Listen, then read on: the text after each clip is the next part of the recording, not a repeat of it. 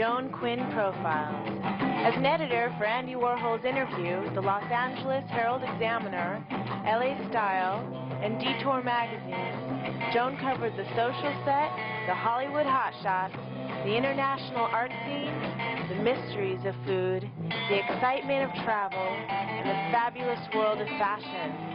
Joan continues to find creative people on the cutting edge who make things happen. Here's Joan Quinn. Hi, I'm Joan Quinn, and welcome to the Joan Quinn Profiles. Our guests waiting to be profiled are actor Danny Nucci and dancer, choreographer Achinta McDaniel. Actor Danny Nucci was born in Austria, raised in Italy, New York, and the San Fernando Valley, where he graduated from Grant High School. He was already working at the age of 14. You've seen him on TV, in film.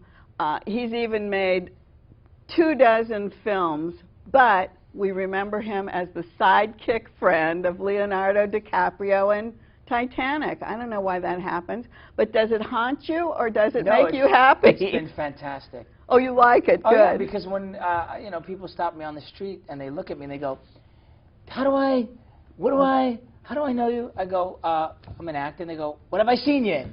And I don't have to go through the 24 films. Crimson Tide was another film, sea film. Sea film. It was a sea film, Yes, wasn't it? Yeah, I did the submarine, snow, boat trilogy. That's what it was, right? But they don't remember those things. Yeah. They remember the boat, as well they should. It was huge. That was great. So you're okay with that? Yeah, I'm great. So at 14, here you are in the San Fernando Valley, Grant High. You've been outside of Venice living as a child. You were born in Austria. Your mother's French Moroccan. Your father's Italian. You've got all this background, and here you are in the San Fernando Valley. What are you doing there? I don't know. My father worked for Sassoon Jeans in Los Angeles, and that's where his job took him, and we ended up here. You mean he worked for him here? Did he work for him in New York? No, he took a job here. Oh, to work for Ooh La La Sassoon. Well, that was really good. That was as good as being an actor, very wasn't good, it? Yeah, much better than being an actor, actually. Because that was really hot at that time. Yeah, it was very lucrative then, yeah. Oh my gosh! So that's how you got. Well, then how at 14? Did you always want to be an actor? I don't know. I always played pretend, but some guy came up to me. I went on a telethon. I swear to God, some guy came up to me and said, "Hey kid, are you an actor?" And I lied to him and said yes. He turned out to be a genuine manager, and he got my pictures taken, put me in an acting class, and I started going out on auditions. At 14? At 14. What did your family think of that? Well, at first they were kind of freaked out, like, what is this? And then my mother hated it because she had to drive me to auditions. Oh, yeah, she didn't want to be there. Driving through Los Angeles. But, once I started working, then they actually saw that this was, something that was great, and they were very supportive. No one else in the family? Oh, other both. Kids? Both. My younger sister was an actress. Elle was an actress. When she was younger, she was on Family Ties. Oh, she was too? And my older sister, Natalie, is right now doing a show in Brazil, a cruise ship show, and she's done touring company of Dirty Rotten Scoundrels and a bunch of different shows. Oh, yeah. I didn't realize that. So your mother really was a stage mother, whether she wanted to. Not by choice. Whether she wanted to or not, yeah. Oh, my We gosh. forced her. So you actually got started on the soaps. I mean, yeah. as a regular, right? No, I was actually a guest star. You started I started as a guest star on General Hospital. It was my first paying gig. I'd done this movie for no money, but I was on General Hospital. I did my first paying gig, yeah. And then you were taking acting classes? Did they have you take acting classes? Yeah, this manager had me take this wonderful place. I think it's still there. It's called the Young Actors Space. It was on Van Nuys Boulevard.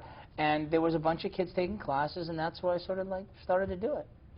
That's amazing. And we talked about all the films you've been in. You've worked with major stars like The Governor, Arnold, and Bette Midler, and name them. You've been with a lot of them. Sean Connery, Denzel Washington, Gene Hackman. And have you been on the set with them to learn anything? I don't know if I still don't know if I've learned anything, but I was definitely on the set with them, and I watched them work, and Yeah, you know, one of the best moments for me was me and Tony Scott and Denzel Washington, Gene Hackman were discussing what happens in the scene, and Gene Hackman looks over at me and goes, so Danny, what do you want to do? It's just like, did that just happen? Ooh, did they happen? I mean, you look, it's like, did that just happen? Asking your opinion. Yeah. Isn't that great? Yeah. Because he treated you as a professional. And it was. I mean, it was totally called for. Did you have an idea? Yeah, I did actually, which was weird. I was like, well, I think I'd like to. I think my voice was higher. I think I'd like to do this. That's okay, Tony. It's like, it's great, mate. Let's do it.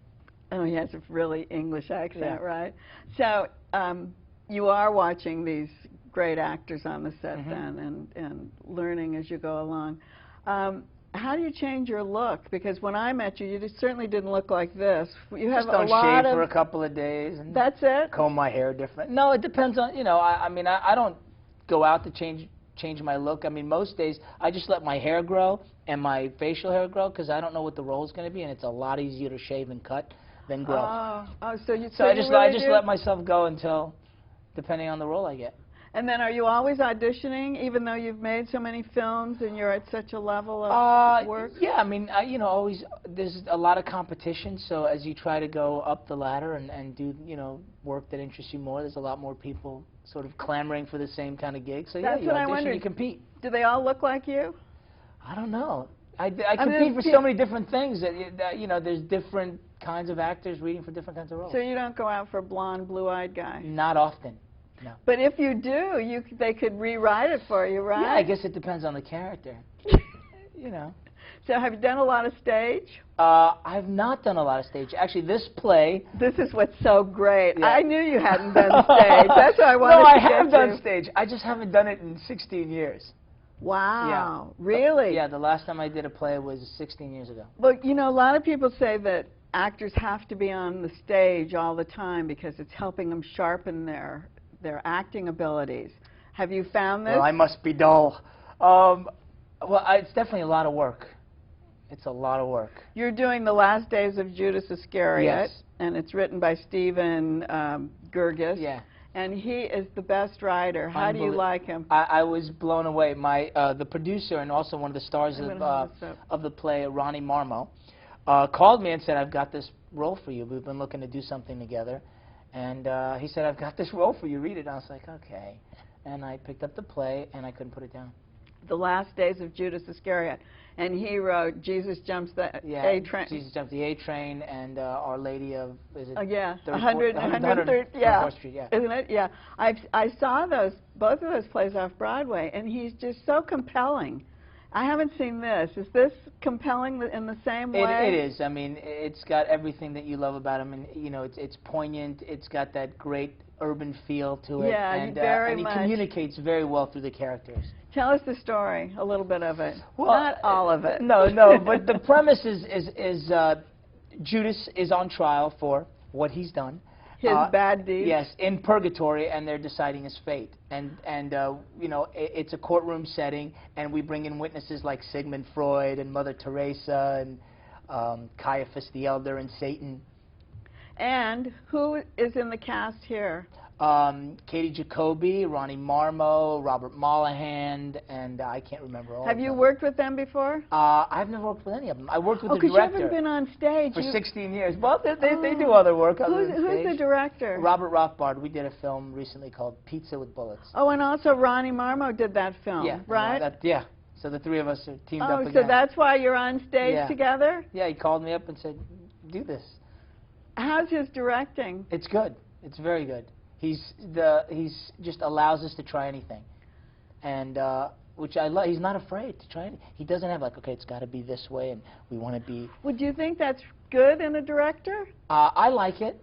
I like it if I can go as far as I want, and if he says, you know, maybe not that far. Can we go back to this? Remember when you tried that? Let's try that again. That way, you know, it's a larger palette. Who is your character? Who do you play? I play El Fayumi, the prosecuting attorney. Oh, you play and Ronnie plays... Ronnie plays Satan. Ronnie plays Satan, and I think, did Eric Bogosian play Satan? Eric Bogosian, I believe, played Satan in the original. Because it played off-Broadway, right? Yeah.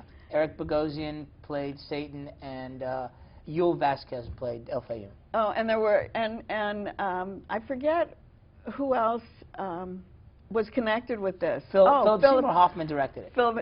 Philip Seymour Hoffman directed it. And he directed one of the other ones too. Yeah, he must like well, Burgess. I think they're all part of the same theater company. Oh, that's why. The Labyrinth Theater Company. The Labyrinth. That's right. Yeah. Okay, so now you're here in L.A. with the Labyrinth mentality, well, really. I think, I mean, we're very honored that he let us do it. Yeah, I think that's great. I think he's very protective about it, and the fact that he let us do it. And where is this it's cute at the, little theater? It's Theater 68. It's on Sunset Boulevard in East Hollywood. It's very accessible. Yeah. I mean, it's Sunset, yeah, it's very easy. And how did you research this role? You're the prosecuting, right? Yeah, well, one of the actors, actually, is a defense lawyer.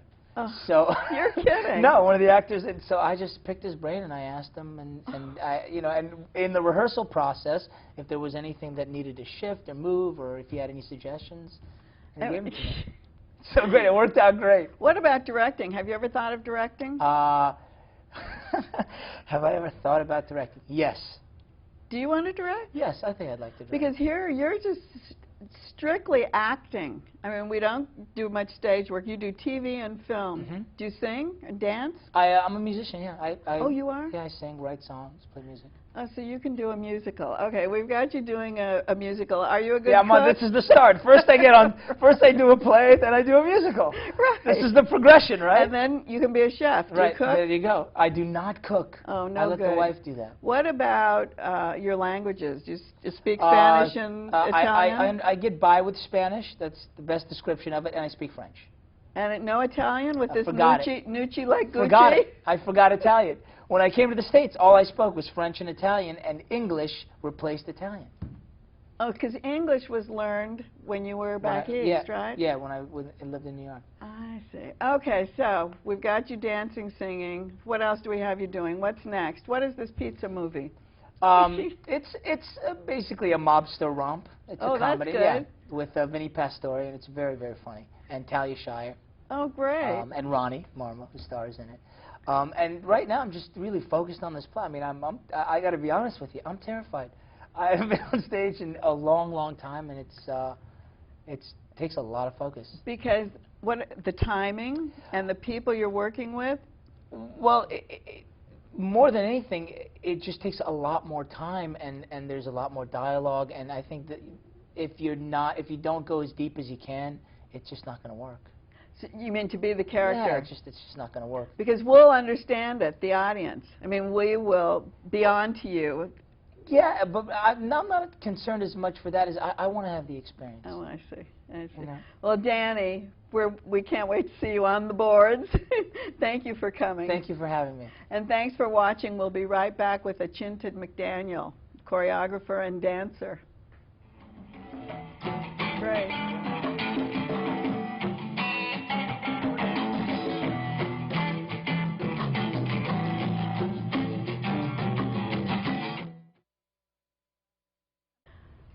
Hi, I'm Joan Quinn, and welcome back to the Joan Quinn Profiles. Artistic Director of Blue 13 Dance Company, Achinta McDaniel, is a performer, choreographer, and instructor. She was born in New York, raised in Cleveland, where she graduated from a girls' prep school and headed back to New York to major in dance and choreography at the New York University. Ashinta has worked both on stage and for the camera as a leading choreographer. What does a choreographer do, and why don't you just perform instead of having them do the dance? I do. I actually am a performer too. So my I mean, I just grew up dancing. A choreographer, you know, is just the director of the dance. So I love to be the boss of everything. I have to be in charge of it. I want to create the movement, create the dances. So, as you know, a choreographer, you know, creates the movement. Well, tell us what it is. You're saying movement. I'm always thinking of steps and placement and things like that when I talk about choreographer. Oh yeah, no, I'm talking about actually designing, you know, each piece from the toes to exactly what the feet are doing, to the hands, to the hand movement and the head and the moving and the turns and the jumps and the spacing and everything from the wings in, out, you know, live, on stage, in film, on TV, music videos, everything. I call that a director. Yeah.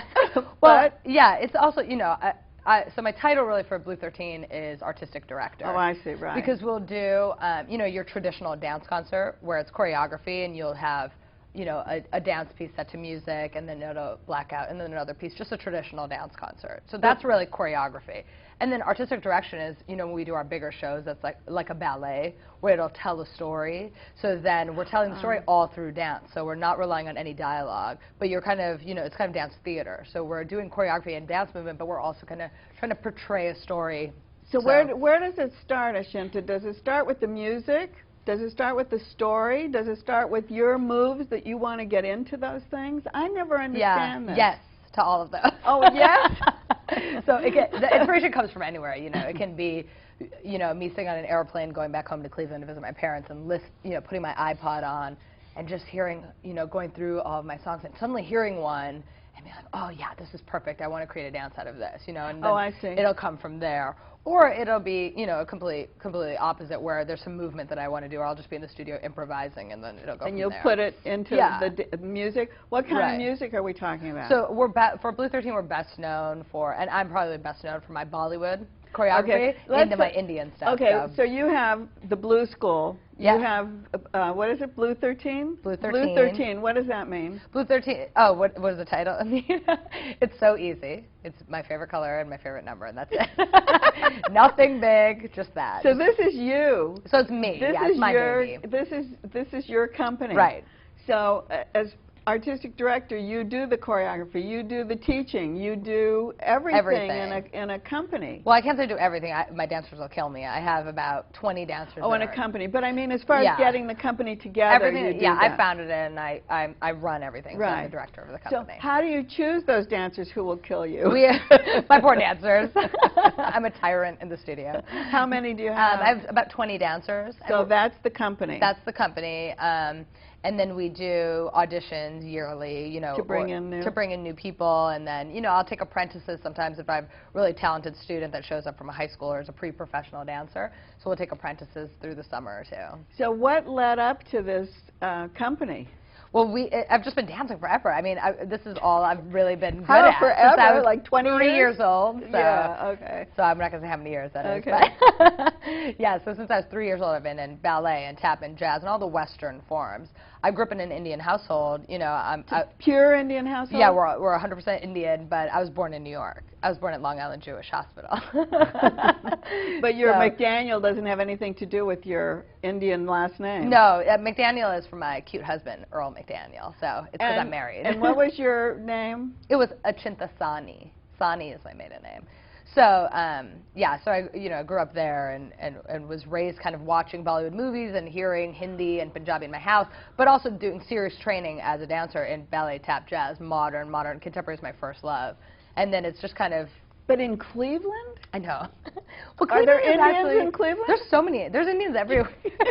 There's Indians in Omaha, Nebraska, Joan. Oh, sorry, dear. So no, in Cleveland, there's a huge Indian community. So my parents were really there. I mean, there's parties every weekend. There's always something happening. But like a really tight community? A really tight community. So, you know, there's temples there too, Hindu temples, Sikh temples. There's like a really big, big cultural component. We have to really strive and look for Bollywood movies. I mean, and explain what they are. So Bollywood movies are out of Bombay, India, and it's just kind of the nickname given to the Hindi language film industry. They make way more movies than we make in Hollywood. They make over 800 movies a year. They're all big musicals and dramatic and bright colors and lots of dancing and, unison movement and all lip syncing, and it's just, a narrative. Every dance is a narrative. So where would you see all of those movies? In Cleveland? Well, you could see, there's always movie theaters, yeah, but that have them. They're small. They play them, the Indian movie theaters in any little India in each city. I see, okay. But then with Netflix and, things like that, you can always, now it's more accessible, especially if you look online for them. You can always type in Bollywood and find a million movies. I see. So that's how you grew up with those. Because you weren't in India, were you? Did you go to India ever? We went to India a lot, which was great. You did? And then I actually, after college, lived in India for 6 months and studied classical Indian dance. And then... and what style? In Kathak.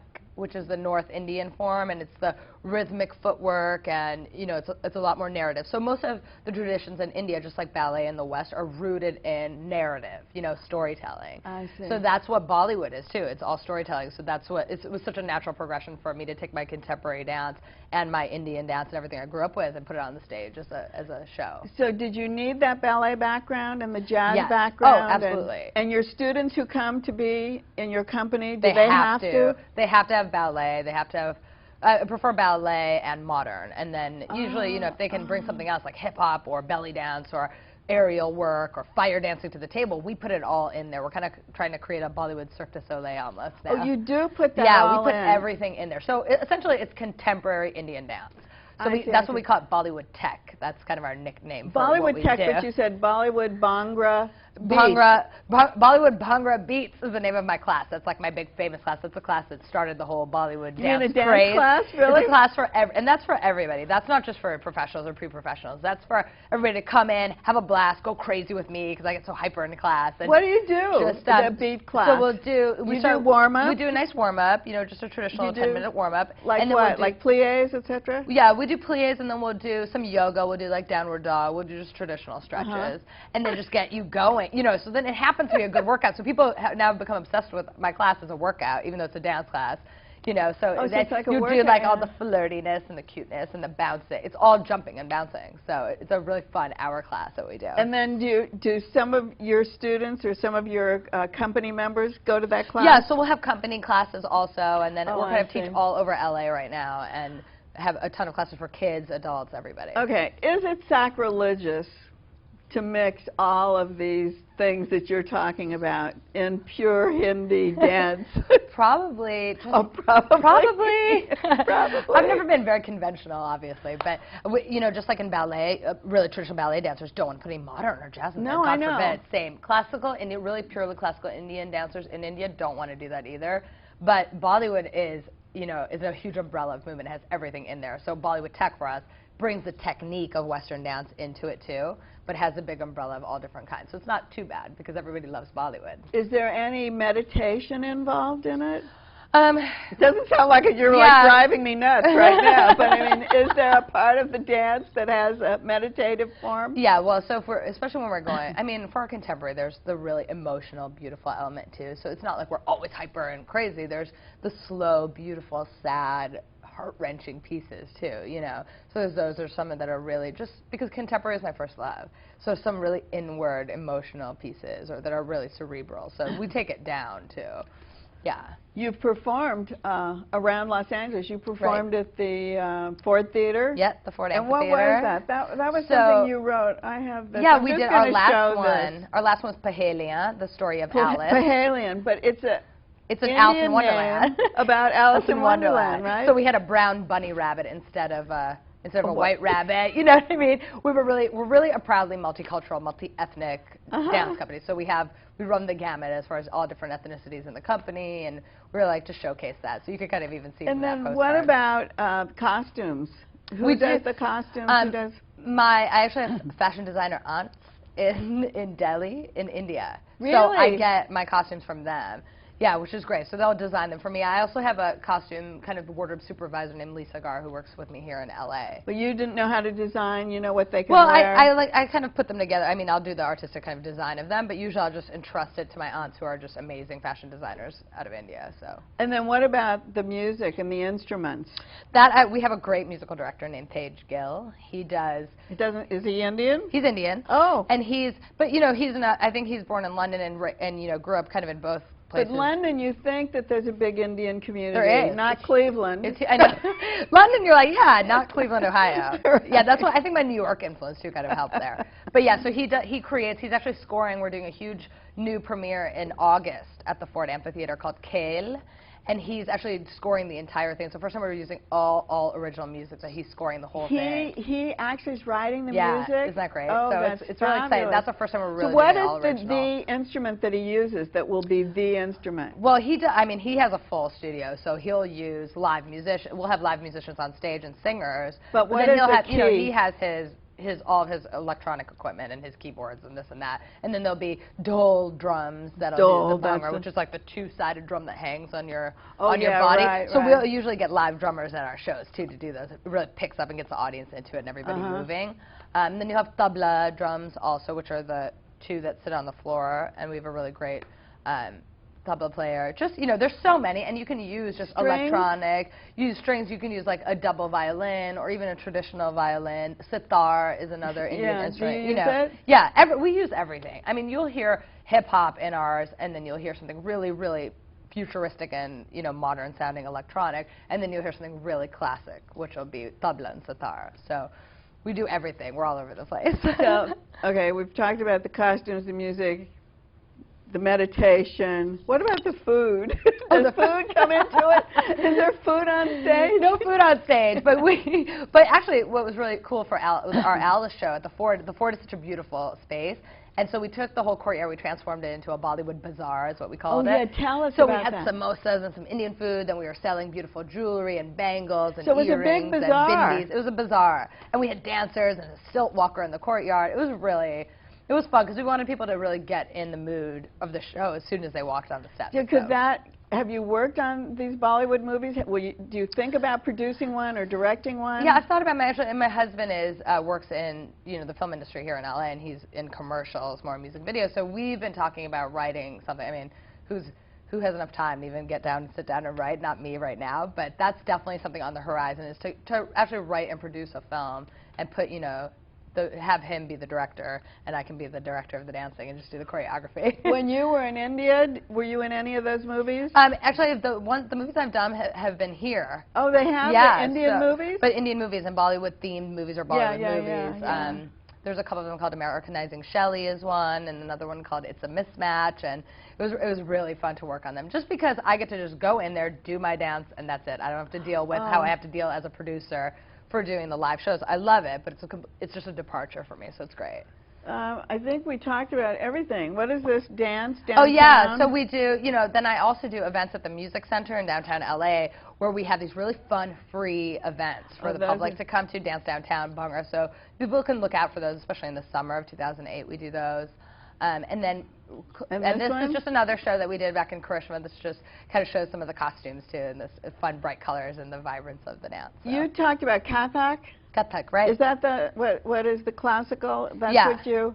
Yeah, that's the actually classical. Everything's based on that. Well, it's kind of in India. You know, those are the traditional, the classic forms, just like ballet for us. Those things have all emerged from Kathak, from Bharatanatyam. There's so many. India's huge, and there's so many classical dance forms. So.